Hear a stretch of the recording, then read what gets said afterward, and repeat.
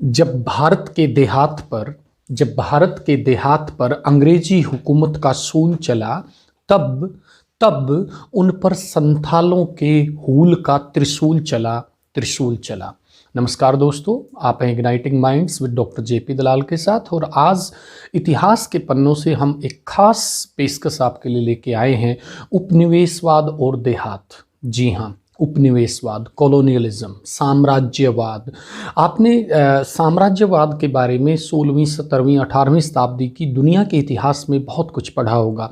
इसको सिंपल भाषा में अगर मैं आपके सामने एक्सप्लेन करूं तो एक उपनिवेशवाद या साम्राज्यवाद एक ऐसी व्यवस्था जब एक ताकतवर देश एक कमज़ोर देश के उत्पादन के साधनों पर कब्जा कर लेता है और कमज़ोर देश को अपनी कॉलोनी की तरह, अपने उपनिवेश की तरह यूज़ करता है, चाहे वो प्राकृतिक संसाधन है या अदरवाइज संसाधन है। Means when a strong country controls over the means of production of a week country and uses the resources for its own self. That is colonialism. Such example was there in India when the British came in India in 1600 and as British East India Company, and later on 1757 के बाद किस तरह से भारत पर battle of Plassey के बाद फिर बक्सर का युद्ध और 1765 के बाद उनको बंगाल, बिहार, उड़ीसा के दीवानी राइट्स मिल जाते हैं, टैक्स कलेक्शन राइट्स मिल जाते हैं। इस टॉपिक में दोस्तों हम प्रूव करना चाहते हैं कि उपनिवेशवाद और जो कॉलोनियलिज्म था उसने देहात के लोगों को भी किस तरीके से टारगेट किया। मतलब कॉलोनियलिज्म का इम्पैक्ट बड़े सिटीज़ पे होना स्वाभाविक था, दुनिया के अलग अलग शहरों में, दुनिया के अलग अलग देशों में, लेकिन इसने इंटीरियर देहात के क्षेत्र को भी किस तरह से कैप्चर किया, इस वीडियो में हम उस पर जाएंगे। उपनिवेशवाद की बात जहाँ तक करें तो यहाँ पे अगर इंडिया की हम बात करते हैं तो उससे पहले एक बार बैकग्राउंड में समझने की जरूरत है कि उपनिवेशवाद ओरिजिनेट कहाँ से हुआ। दोस्तों 14वीं, 15वीं, 16वीं शताब्दी में बहुत ज़्यादा, मध्यकाल में बहुत ज़्यादा चेंज यूरोप के अंदर आते हैं और इन चेंजेस की वजह से वहाँ पे एजुकेशन आती है और एग्रीकल्चर रिवोल्यूशन आती है। कृषि के अंदर जब मशीनों का प्रयोग होने लगा, उत्पादन बढ़ा, इससे कृषि क्रांति आई। Huge change was there in agriculture as far as production is considered. हम सब जानते हैं जब प्रोडक्शन बढ़ता है तो पैसा बढ़ता है, और वो जो पैसा एक्स्ट्रा आया वो ब्रिटिश लोगों ने, यूरोप के लोगों में सबसे पहले एग्रीकल्चर रेवोल्यूशन और फर्स्ट इंडस्ट्री रेवोल्यूशन, वो दोनों ही इंग्लैंड के अंदर आती हैं। वो हम अलग से डिस्कस करेंगे कि वाई इंग्लैंड के अंदर ही क्यों आती है, that's a separate issue. But the point is कि एग्रीकल्चर रिवोल्यूशन से extra surplus production, surplus money invested in industries and it led to the industrial revolution in the world and started from Britain and Europe.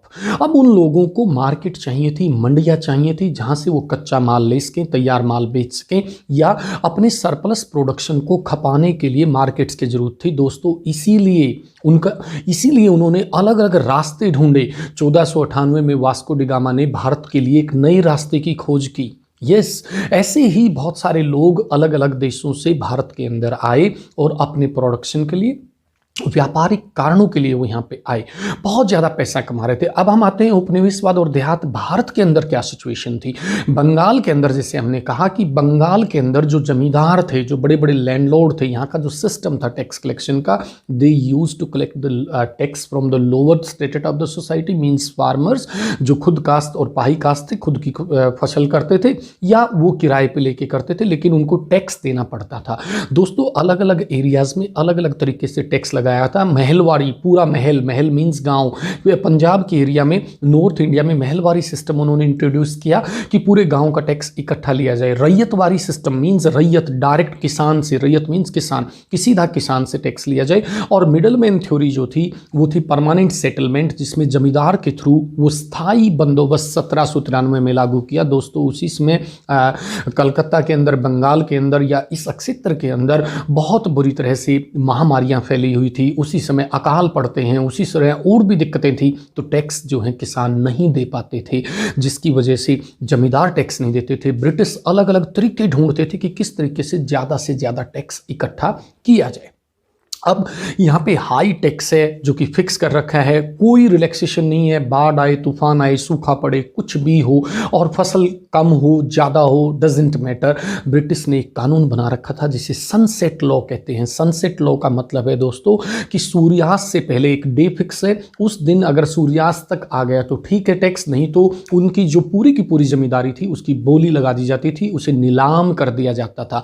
अब यहाँ पे point आता है कि जब उसके नीलाम किया जाता था तो जो बड़े बड़े जमींदार थे, साहूकार थे, उनके नीचे गांव में जोतदार थे और मंडल थे। जोतदार गांव का, साहूकार किसान जिसके पास संसाधन थे, जो बाकी किसानों को, गरीब किसानों को लोन भी देता था, पैसा भी देता था ब्याज पे। और मंडल गांव का मुकद्दम, चौधरी, सरपंच, पंच, गांव का पंचायती आदमी, दैट वाज कॉल्ड मंडल। तो मंडल जोतदार गांव के स्तर पर, और बहुत सारे गांवों के स्तर पर बड़ा जमींदार। तो जो ब्रिटिश थे वो डायरेक्टली बड़े जमींदारों से संपर्क में थे, जोतदार व मंडल का गांव के लेवल पे, जमींदारों का बड़े लेवल पे।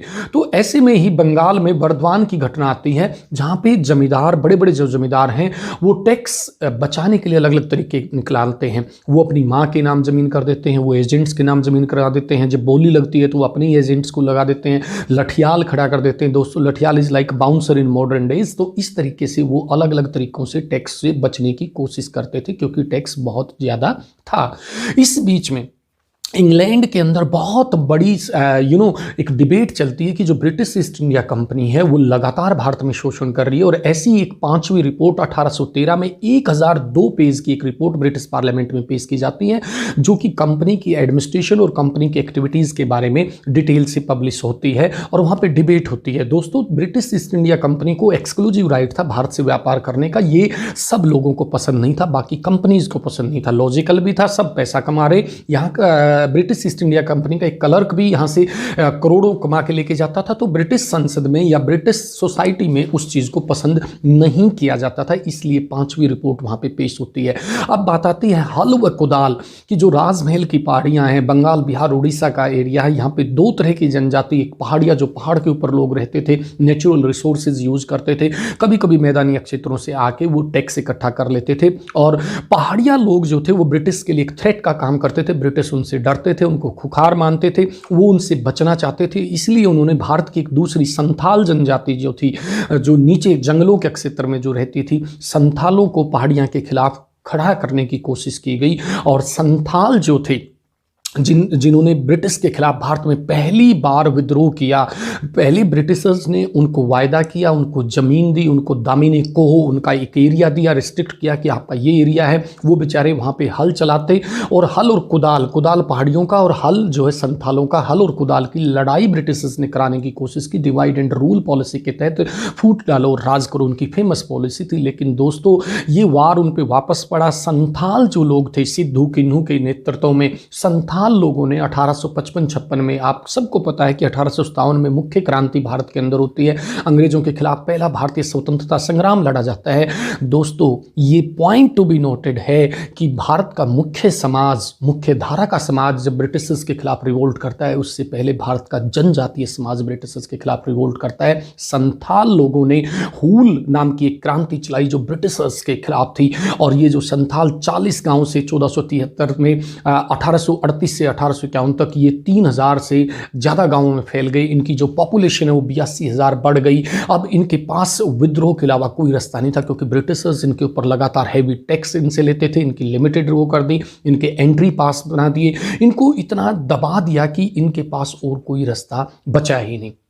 इस तरह से संथालों ने हूल क्रांति सिद्धू मांझी के नेतृत्व में चलाई और ब्रिटिशर्स के खिलाफ लड़े। अपने ट्रेडिशनल वेपन से, ब्रिटिशर्स के पास लेटेस्ट वेपन्स थे, तोपखाने थे, गोलीबारी थी। फाइनली वो उनको दबा देते हैं, क्रश कर देते हैं, हज़ारों संथालों को मार दिया जाता है। लेकिन दोस्तों मैं ये बताऊंगा कि इसके साथ साथ भारत के अंदर अलग अलग क्षेत्रों में, चाहे वो छोटा नागपुर का क्षेत्र है, साउथ का क्षेत्र है, और अलग अलग क्षेत्रों में ब्रिटिशर्स के खिलाफ रिवोल्ट्स होते हैं। गाँव के गाँव में बहियाँ जला पाई जाती हैं। पूना के अंदर सुपा नाम का गांव, वहाँ पे भी ऐसा ही होता है। फिर ब्रिटिशर्स जब चाहे यूज़ करना चाहते थे, जब अमेरिका में गृह युद्ध हुआ, वहाँ से कॉटन ब्रिटिश इंडस्ट्रीज़ को नहीं मिला, तो उन्होंने भारत में एडवांस पैसे दे के भी अपनी सप्लाई जारी रखी।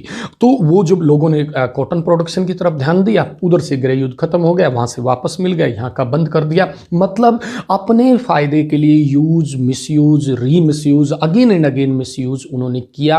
कुल मिला के यहाँ एक चीज़ मैं कह सकता हूँ दावे के साथ कि उपनिवेशवाद, साम्राज्यवाद एक ऐसा काला तंत्र था जिसने भारत को इन पर्टिकुलर और दुनिया के अलग अलग देशों को उनके मुख्य धारा के समाज के साथ साथ उनके जंगलों को, नेचुरल रिसोर्सेज को, फ्रांसिस बुकानन नाम का एक अधिकारी था जिसने सारे इंडिया का राउंड लिया और बताया कहाँ कहाँ से हम नेचुरल रिसोर्स, पेड़ या क्या ले सकते हैं। मतलब इस देश से मैक्सिमम ड्रेन ऑफ वेल्थ, जो दादा भाई नौरोजी बाद में जाके प्रूव करते हैं, वो ड्रेन ऑफ वेल्थ हुआ यहाँ से। और उन्होंने भारत के देहात को, इंटीरियर क्षेत्र को भी नहीं छोड़ा। Finally I give the comment कि साम्राज्यवाद के दंश से ना बच पाया कोई, साम्राज्यवाद के दंश से ना बच पाया कोई। समृद्ध भारतीय देहात ने भी अपने पुरखों की संपत्ति खोई। थैंक यू दोस्तों।